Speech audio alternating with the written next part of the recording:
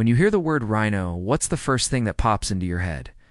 Maybe it's their big, bulky gray body, or their giant nostrils, or maybe their short, stubby legs. But for me, the first thing I think of when I hear the word rhino is their horns. Now, there are two things you might not know about those horns. First off, they're not actually made out of bone like antlers. Instead, they're made out of keratin, which is the same stuff that makes up your fingernails and hair. And secondly, even though male and female rhinos both have horns, they don't start out that way. Baby rhinos are born without horns.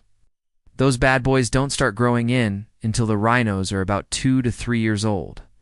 And just like us humans, each rhino's horn shape is unique. Scientists can use rhino horn shape to tell the difference between individuals. Kind of like how you might be able to recognize your best friend's handwriting, even if you didn't know who it was. But why do rhinos grow these cool, unique horns? Well, scientists aren't 100% sure, but they think it has something to do with fighting. Rhino horns are primarily used for display and defense, especially during mating season when males are competing for the attention of females. The bigger a male's horns, the more likely he is to win a fight with another male.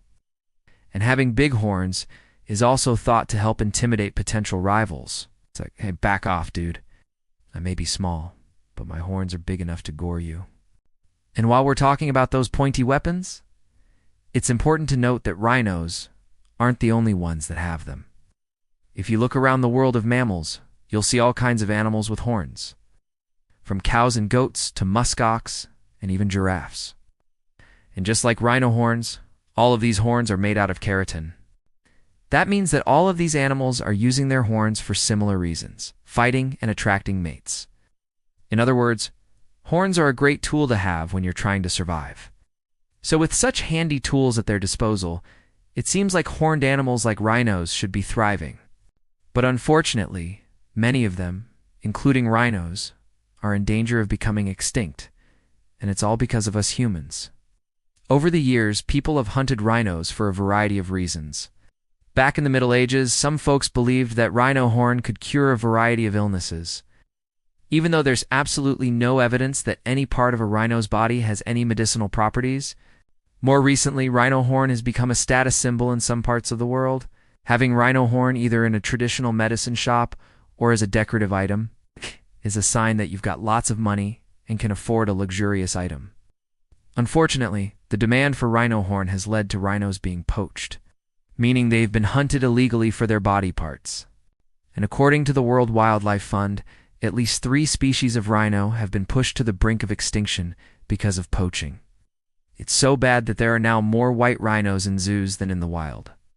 So to protect rhinos from poachers, some zoos have even removed their horns. Without their most recognizable feature, rhinos look totally different. They almost look like they have a giant nose in the middle of their face. Of course, removing their horns doesn't change the fact that rhinos are still rhinos. They still act the same way, smell the same way, and eat the same way. But this just goes to show how important it is to protect rhinos and their horns. Their horns make them who they are. Sure, they're useful for fighting and attracting mates, but they're also an important part of rhino identity. And rhinos aren't the only animals whose body parts are in danger of disappearing because of us humans. Thanks for watching this episode, which was brought to you by a digital studio in nature.